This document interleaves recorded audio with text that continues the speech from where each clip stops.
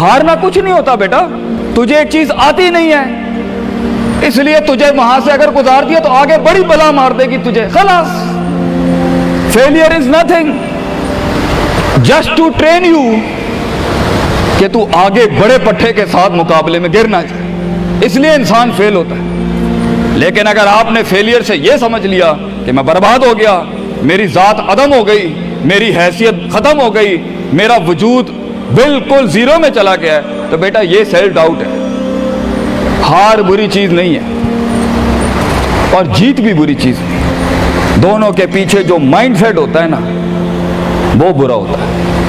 अगर हार तुझे शक में डाल दे और जीत तुझे तकब्बुर में डाल दे, अगर हार तुझे बनी इसराइल बना दे और जीत तुझे फिरौन बना दे, अगर हार तुझे शक्की बना दे और जीत तुझे फजूल का ओवर कॉन्फिडेंट कर दे, तो ये दोनों वबाल हैं बेटा। It is the attitude behind events that matter. इसलिए तो अल्लाह कहता है कुरान में, फैज़ा फरग़्त फंसब व इला रब्बिका फरग़ब।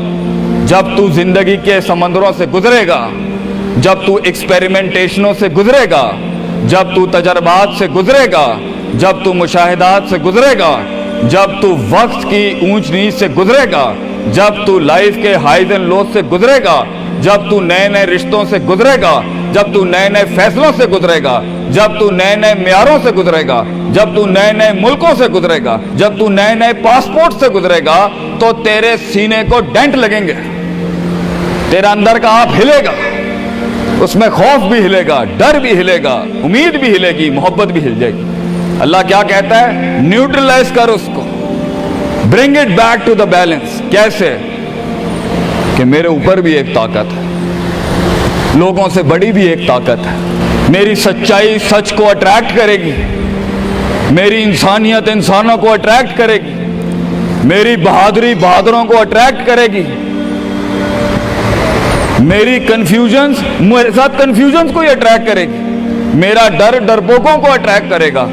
इसलिए नबी सल्लल्लाहु अलैहि वसल्लम ने फरमाया, अल मरउ अला दीन खलीलिही, जैसा इंसान के बराबर वाला होगा वैसे ही उसकी नफ्सियात होंगी। शेर के साथ बैठेगा बेटा तो शेर बनेगा तू इंशाल्लाह, गीदड़ों के साथ बैठेगा तो भगोड़ा और गीदड़ और डरपोक ही बनेगा। फैसला तेरा है, फैसला तेरा है कि तू उन बलाओं को मुंह दे दे, फैसला तेरा है कि तू अपने आप को मुंह दे दे, फैसला तेरा है कि तू कह दे उसको फाइन, अगर इस स्टेशन पर ही मौत लिखी है तो मैं ऑनरेबली एम्ब्रेस करता हूं, निकल गया तो जंग फिर लंबी। और ये कब तक चलता रहेगा? लोग मुझसे पूछते हैं ये कब तक चलता रहेगा, ये रिस्क टेकिंग कब तक चलती रहेगी, ये कब तक जिंदगी में रिस्क रिस्क, जब पता ही नहीं है क्या होना है, जब पता ही नहीं है कहां से आनी है, जब पता ही नहीं है हिट कहां से लगेगी, जब पता ही नहीं है दुश्मन कहां से आएगा, जब पता ही नहीं है तनकीद कहां से आएगी, जब पता ही नहीं है कि कहां से सियासतें होंगी तेरे खिलाफ, जब पता ही नहीं है कि प्लानिंग कैसे कर रहे होंगे लोग तेरे खिलाफ, तो कब तक करना है उस्ताद जी? रियाज शेख आतिफ, कब तक चलता रहे? बेटा ये मौत तक करना है तूने, हत्ता याती के यकीन, इस हद तक कि तू दुनिया से चला जाए, क्योंकि तू लिमिट नहीं कर सकता अपनी जिंदगी को, जहां तू रुकेगा फिर तू यही था बेटा। अगर तू 50,000 रुपए पे अपनी लिमिट को करता है, अपनी लाइफ को, फैसला तेरा है। अगर तू 50 लाख तक की रियासत लेके जाना चाहता है एक महीने में, वो भी फैसला तेरा है। अगर तूने पूरा सूबा खाना है, वो भी फैसला तेरा है। और अगर तूने इसी गांव में दफन होना है या इसी कस्बे शहर में दफन होना है, फैसला तेरा होगा बेटा।